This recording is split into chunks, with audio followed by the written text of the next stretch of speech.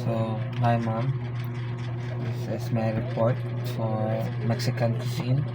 So, Mexican cuisine is a vibrant blend of indigenous Mesoamerican cooking and Spanish influences, known for its bold flavors, colorful presentations, and deep-rooted cultural significance. Recognized by UNESCO as an intangible cultural heritage of humanity, it relies on ancient techniques and native ingredients to create dishes that tell the story of Mexico's rich history. So, ang Mexican cuisine there, kana siya bold flavors. So, isog yung mga flavors. Also, na colorful ka ang ilahang mga dish. Yeah, more on, kung sa una pa nila na mga tradition and cooking style, mga pa na yung gamit ang karon. Na-improve pa, base.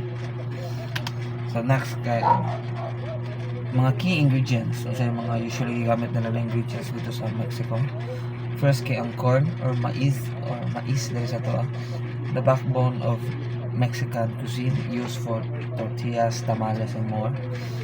Next kay chiles, from smoky chipotle to fiery habanero.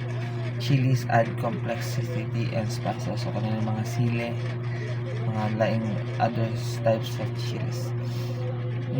Next kay ang beans. So, a staple source of protein found in soups, stews, and side dishes. Next kay tomatoes and tomatillos. So, essential for sauces like salsa and mo. So, ang aning tomatoes and tomatillos, more the same na sila, pero ang tomatillos, ang meaning sa tomatillos kay little tomato. Pero lahi siya, o na siya distinct flavor kumpara sa kanang common na tomato sa laing country. Next kay ang herbs and spices, cilantro, epazote, cinnamon, and cumin enhance flavors. Mo na siya ang kanang nakasulit gamit ay sa atong mga cooking since late mo na ako na report. So mo na siya mga herbs and spices, mga dahon-dahon. Next kay lang traditional cooking methods or techniques. So first is nixtamalization, process where corn is soaked in lime water, enhancing its nutritional value and making it easier to grind into masa for tortillas and tamales.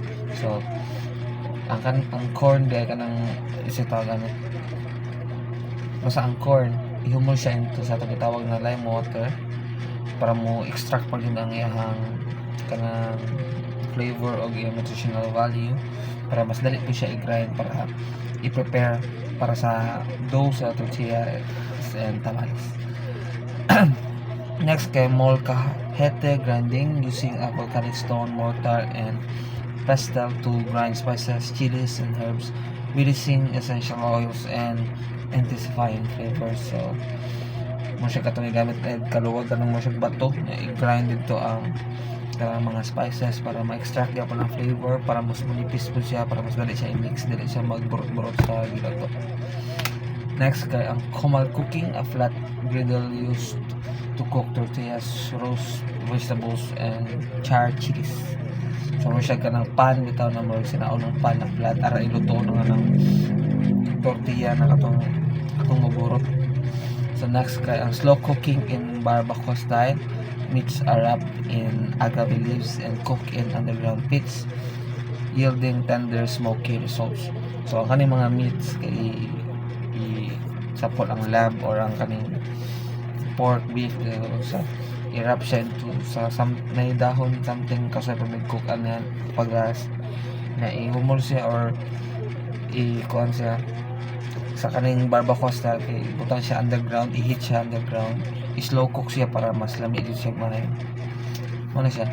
The next kay mold preparation, a labor-intensive sauce combining over 20 ingredients including chocolates, chilies, nuts, and spices, ground and slow cooked into perfection. So muna siya mga over 20 kabuk ingredients isagol into one pot niya. I-kuhan siya, ganang gidugmok siya para magawa sa iyang flavor niya, i-slow cook siya into perfection. Mo siya ganang kuhan mo siya sauce or some soup in type of way. So alita silang mga traditional dish which is first tacos, versatile and beloved filled with everything from grilled meats to vegetables and topped with salsa. So kay latan ni kay medyo common po rin diri na yung mga shawarma na so katong tacos na ang sulod kay meat, mga vegetables, kanang sa sauce pag yun sa pay puno nyo dira. Next kay tamales, corn dough stuffed with cheese or beans wrapped in corn husk and steam. So ang corn na katong gigamit sa gi-process sa nixtamalization, gi-use to siya, gisago siya sa meats. Siguro siya depende cheese ba or beans. Nya kanang murag panit sa corn kay murag sige mo siyang pangarap bitaw. Nya steam siya para maluto mo siya yung budbud. Pero meat siya. So next kay pozole, a hearty hominy stew often made with pork or chicken topped with cabbage, radishes, and lime. So mo siya normal dish na po dito sa Philippines sa ginamit. Nya mo siya gipabukalan na meat topped with cabbage, radishes, and lime. Next kay ang chiles en nogada, poblano chiles stuffed with spice meat mixture covered in walnut sauce and garnished with pomegranate seeds. So nakatry migluto ani sa mga siya yung appetizer to siya, nag-air fryer to siya namo, pero ang gimo yung sudanan sa mga meat mixture kaya kato yung kuan poblano chilis po na among namin alternative kay kuha. Next kay elote, so grilled corn on the cob, slathered in mayonnaise, cheese, chili powder, and lime juice. So na po yung own version ng Philippines na sa street foods dito sa Lapu-Lapu. Corn siya siya gisugba, nagsagulan na siya different spices and herbs.